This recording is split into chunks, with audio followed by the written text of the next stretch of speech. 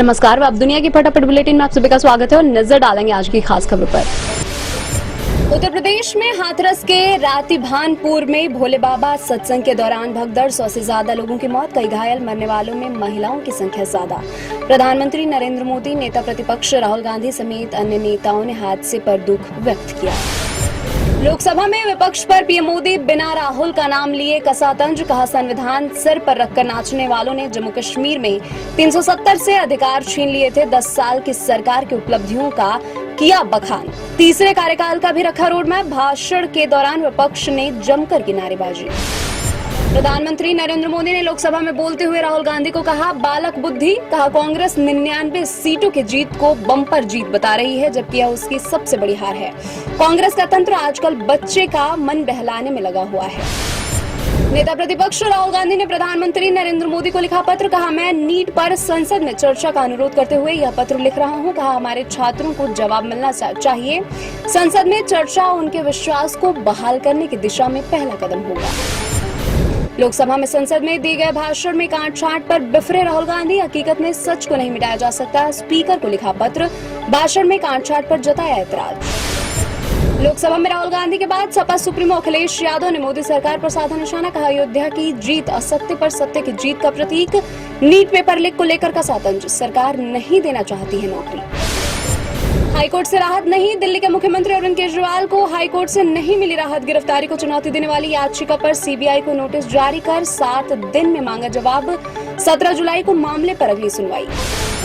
सियाचिन में शहीद अग्निवीर अक्षय गावटे के पिता ने कहा अक्षय की मौत के बाद परिवार को बीमा कवर के रूप में 48 लाख रुपए, केंद्र सरकार से 50 लाख रुपए और राज्य सरकार से 10 लाख रुपए मिले।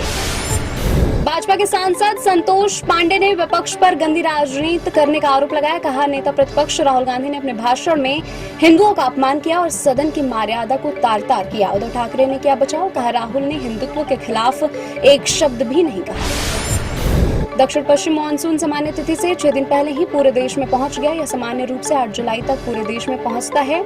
असम में बाढ़ की स्थिति गंभीर, बाढ़ की दूसरी लहर में 20 जिलों में 6.71 लाख से अधिक लोग प्रभावित।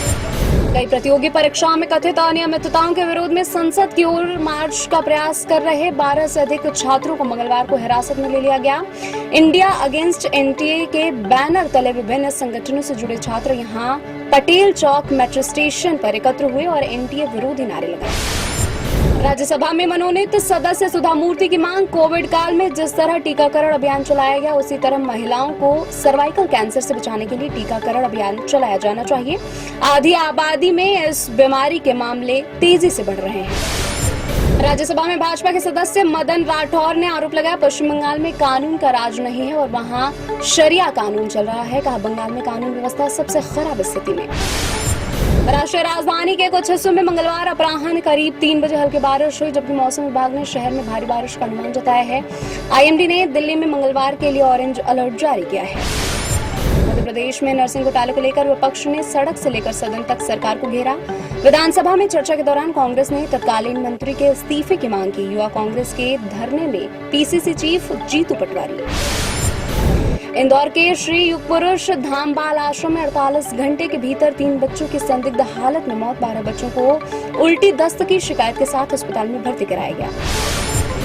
दिल्ली की एक अदालत ने कश्मीरी नेता शेख अब्दुल रशीद को 5 जुलाई को लोकसभा सदस्य के रूप में शपथ लेने के लिए 2 घंटे की पैरोल दी। इस दौरान रशीद के साथ पुलिसकर्मी भी होंगे। बारामूला सीट पर उमर अब्दुल्ला को हराकर सांसद बने हैं रशीद।